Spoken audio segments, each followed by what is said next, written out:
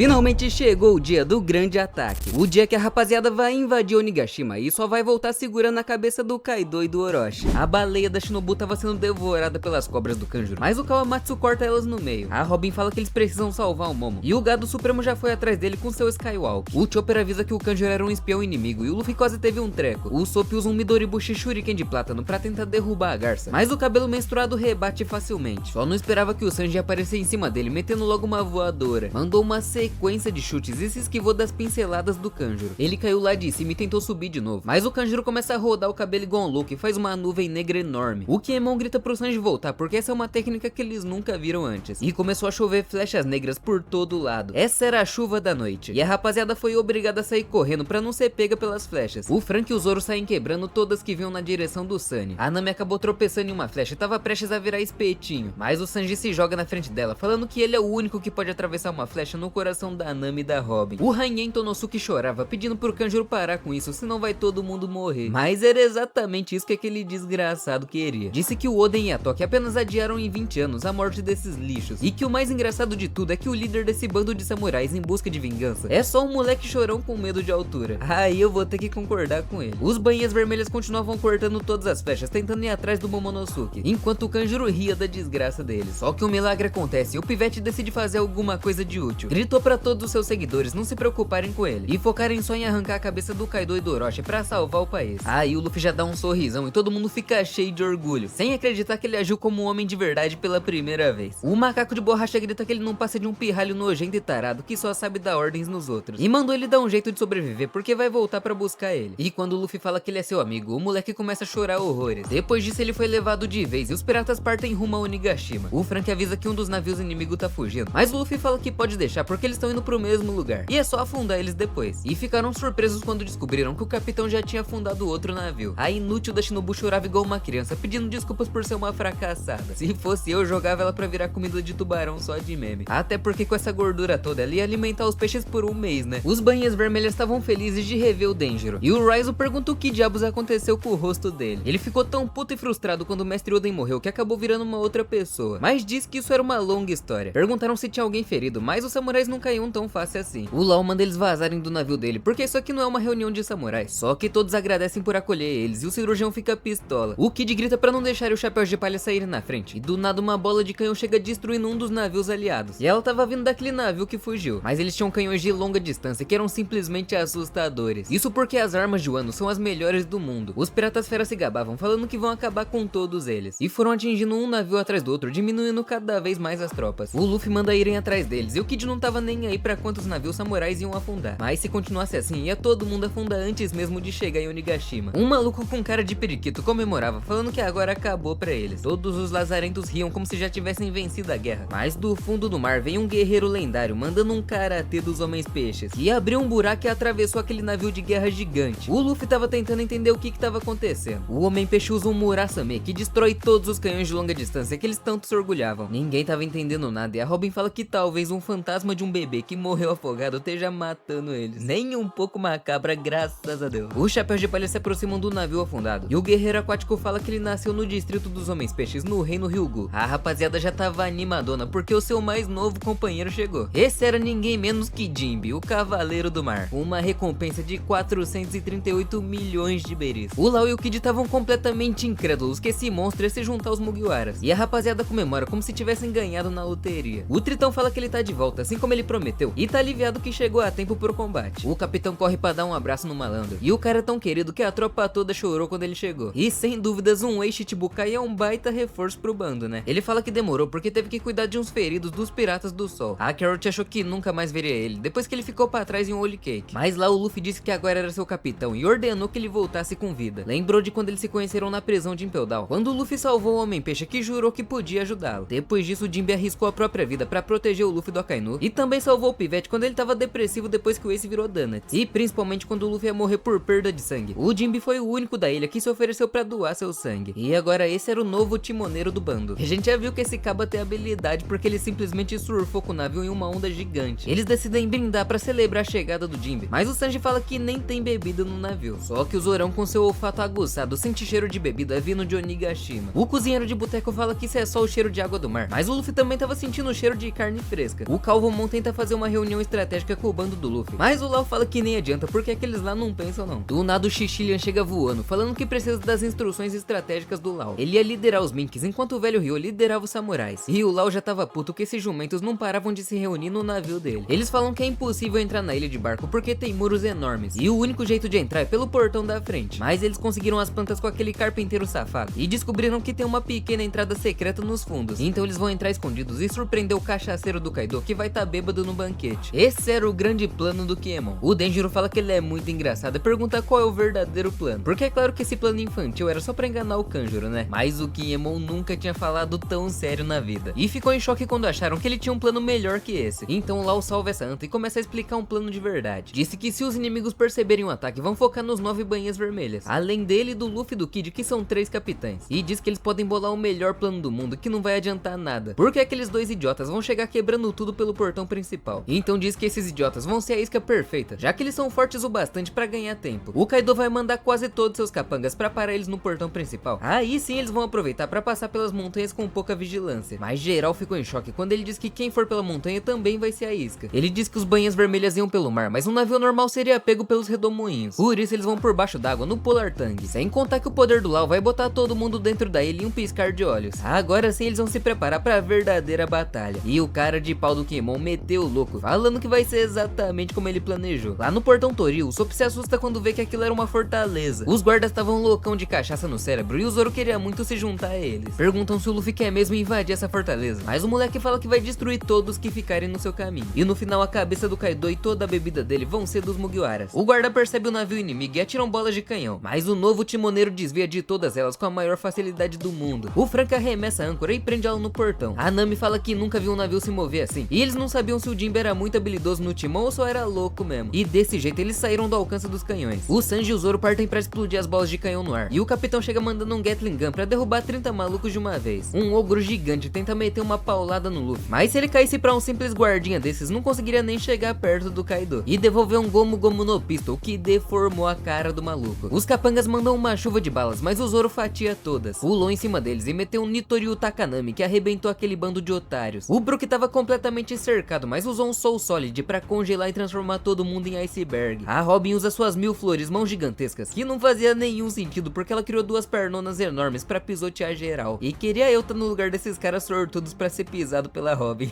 O vagabundo do Sanji tava só de boa ali apreciando a Robin lutar. Um mascarado tenta pegar ele por trás, mas tomou só uma bicuda pra ficar esperto. O Frank assistiu muito Super Xandão e tava dando 30 socos por segundo. E o Sop fala que pelo jeito não precisam da ajuda deles. O Luffy viu aquela multidão de idiotas e podia simplesmente derrubar todos com seu haki do conquistador, mas preferiu aquecer seus punhos pra grande batalha que tá prestes a começar. O grupo dos samurais fala que eles não podem entrar pelo portão da frente porque senão eles vão ficar cercados. E por sorte nenhum guarda ficou sabendo deles ainda. Mas um dos navios tinha ido direto pro portão principal. Uma explosão gigante acontece bem na entrada e o Lau percebe que o navio do Chapéu de Palha sumiu. E eram exatamente eles que estavam fazendo toda aquela bagunça. Os banhas vermelhos ficam desesperados, gritando que precisam salvar os guris. Mas o Luffy já tava mandando um Red Hawk monstruoso pra cima daqueles trouxas. O Zoro e o Sanji cuidaram dos bunda moles que sobraram. E o capitão esmagou aquele bando de vagabundos, não deixando ninguém acordado. Quem é que tanca essa seleção? O Denjiro fica surpreso que os guardas que eles estavam com tanto medo foram completamente devastados. Os 3 patetas falam que eles fizeram um bom trabalho. E o Frank fica puto que eles não fizeram nada. Mas na hora de bater o rango eles já foram correndo. E os samurais ficam felizes que aqueles monstros são aliados e não inimigos. Enquanto isso lá em Onigashima, os piratas fera faziam uma festa. E o corno do Orochi tava se divertindo com o harém de novinhas dele. Elas falam que ele tá de bom humor hoje. E ele conta que é porque tirou um lixo do caminho dele que não parava de atrapalhar. E já disparou pra atacar as minas de novo. Na sala do lado, o Queen mandava trazerem mais sopa de feijão vermelho. E ficou furioso quando falaram que já tava tudo reservado pra Big Mom. Começou a explicar que ele é uma celebridade que todos amam. E que se ele ficar magro, vai virar o homem mais lindo do mundo e roubar todas as casadas pra ele. Na floresta tinha uma pessoa com uma máscara de festival macetando as montanhas. E esse aí era simplesmente o filho do Kaido. E o chifrudo tava mandando todo mundo sair pra procurar o moleque e trazer ele pro banquete. Ao mesmo tempo, os 6 Tobiropos tinham chegado e estavam pedindo uma audiência com o chefe. Ele queria aproveitar e apresentar eles pra Big Mom, mas ela tava ocupada vestindo um kimono. E haja tecido pra fazer um kimono pra uma baleia desse tamanho, hein? Então os Tobiropos foram entrando, formando Aura igual o Sandinho. E agora ia finalmente começar o Festival Dourado. Literalmente todo mundo se juntou pra assistir a apresentação do Queen. O Apu era o DJ que tava botando pra quebrar. E o Devorador de Nutella chegou no maior estilo, arrasando os corações das gasosas. Ele dançava, requebrava e botava pra quebrar. E começou a fazer uma batalha de rima contra o Apu, levando a plateia à loucura. O Orochi pergunta se o Fukurokujo não vai curtir o festival, mas o cabeça de pica fala que ele precisa estar atento a todo momento pra proteger o Shogun. Só que o vagabundo manda ele parar de ser burro, porque graças à estratégia genial que ele criou, todos os banhas vermelhas viraram ração de peixe. Então não tem mais nada pra eles se preocuparem. Ou será que não? Enquanto isso, os Tobiropos estavam reclamando que o Queen não calava a boca. E a tarada da Uchi tava louca pra dar uns pega no irmão dela. Eles estavam competindo pra ver quem ia virar a próxima celebridade se o Queen morresse. E o único que não tava nem aí pra isso era o X-Drake. E geral usou o Peijuan, falando que ele não tem nem chance porque ele deixou o vendedor de yakisoba fugir. A Uchi já ameaça matar todo mundo que tá rindo do irmão dela. E o Rushu manda esse bando de idiota calar a boca. Só que a mais gasosa de Wano, Black Maria, falava que eles são muito apetitosos. E eles queriam saber por que foram chamados aqui. E quando a Uchi pergunta se o Kaido é idiota, todo mundo já ficou em choque, mandando ela nem sonhar em se irritar com o Kaido, senão vai todo mundo pro beleléu. Enquanto isso, lá no mar, os samurais estavam finalmente alcançando o chapéu de palha. E o olfato pra cachaça do Zoro nunca decepciona, então ele voltou trazendo uma caixa enorme e cheia de bebida. E a rapaziada já se junta pra brindar antes da grande batalha. Afinal, esse podia ser o último brinde da vida deles. Mas é claro que todos estavam muito confiantes. O Luffy começa a cantar pra celebrar a chegada do Jinbe, mas o Kinemon interrompe ele surfando com o submarino do Lau, agradecendo por terem conquistado o forte. Agora todo mundo tava animado e acreditando que eles realmente podiam vencer essa guerra maluca. E estavam correndo pra nem dar tempo do inimigo se preparar. Então todos os samurais desembanham suas espadas e gritam que vão acabar com a raça do Kaido. Do nada o Luffy interrompe o brinde e fala que vão deixar pra brindar todos juntos de um banquete quando eles derrubarem o Kaido e a Big Mom. Então eles deixam a cachaça pra depois e voltam pro navio pra seguir os samurais. O Kid já manda os fracotes saírem do caminho porque é ele que vai levar a cabeça do Kaido e vai pendurar na proa do navio pra todos verem que ele é o pirata mais forte do mundo.